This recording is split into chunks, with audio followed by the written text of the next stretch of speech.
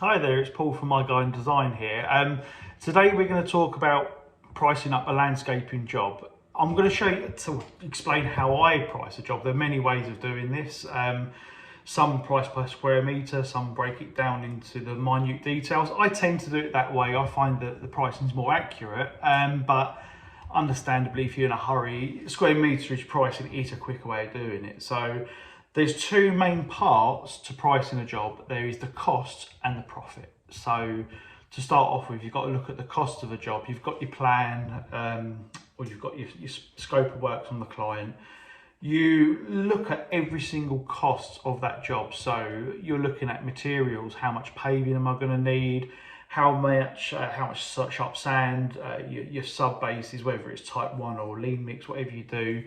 You've got to look at the actual cost of that job. Then you add on a small percentage or a little amount for wastage, for just in case things got dug out a bit deeper, and just make sure that you're covered basically.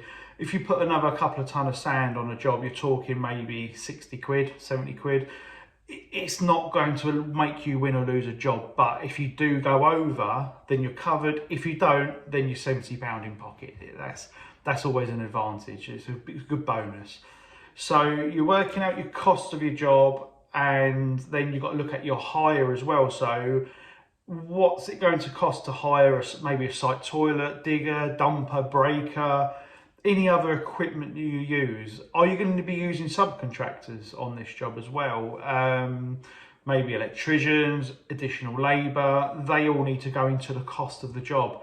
Then you've got your waste. You've got to look at how much waste you're digging out of the job. And I tend to calculate the waste for the whole job, look at it as a lump sum, and then divide that by the skips or grab lorries, whatever I'm going to use.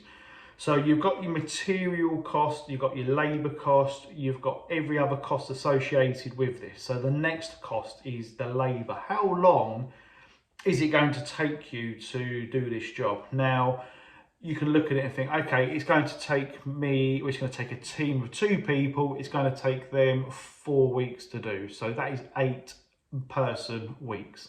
So you're looking at adding that labour cost to that. Now, the way I work out my labour cost is I've worked out my cost per hour by looking at my previous year's accounts, looking at how much I spent, all of my overheads, my insurance, my professional fees, memberships to different associations, subscriptions, power, light, heating, fuel, what I've spent on the trucks, all that sort of stuff goes in as your overheads.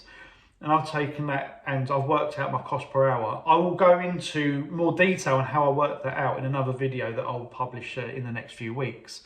So with my labour cost, I work out, I've got my cost per hour, and then I times that by 8. So if we're working 8 hours on site, then we times that by 8 and then times that by the amount of time you think it's going to be there. So if it's going to be 4 weeks, that's 20 days, but that's actually 40 man days.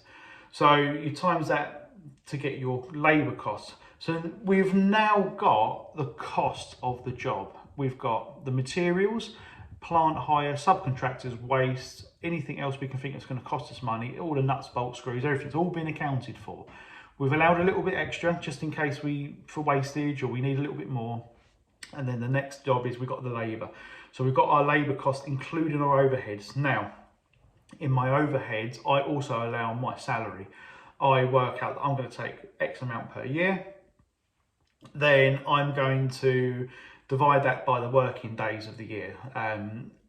We've got all that in covered. So literally everything is covered. My costs, the overheads, it's all covered.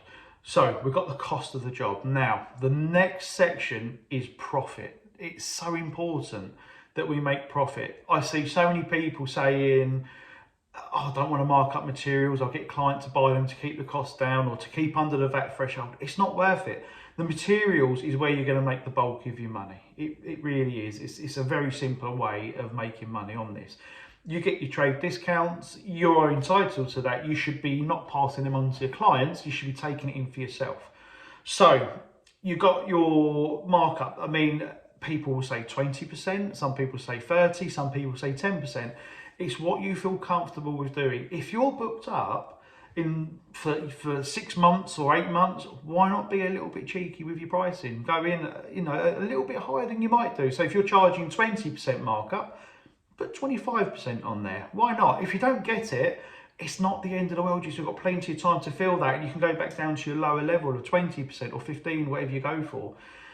If you do get it at 25%, it's brilliant. It's a bonus. You've got another 5%, and that adds up over the years. That's a lot of money. It really does add up.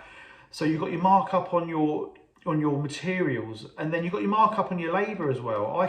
You've got to be investing back in the company. So if you're looking at maybe buying a new digger next year, or you want to get a new truck, try and build up some fat in the bank account so that you can actually spend money instead of getting credit all the time, or even just have it as a buffer to make sure that when quiet times hit, and hopefully they don't, but if they do, you've got that in the bank to lean on just to see you through some quieter periods of time. So it's a really, really simple way of doing this. In a nutshell, you've got your cost of the job, you've got your material costs, your hire costs, your labour costs, your waste costs. Add on a percentage, and then that is it. It's that simple. And then display it how you want. Some people like to break up labour materials. Some people like to group it all together.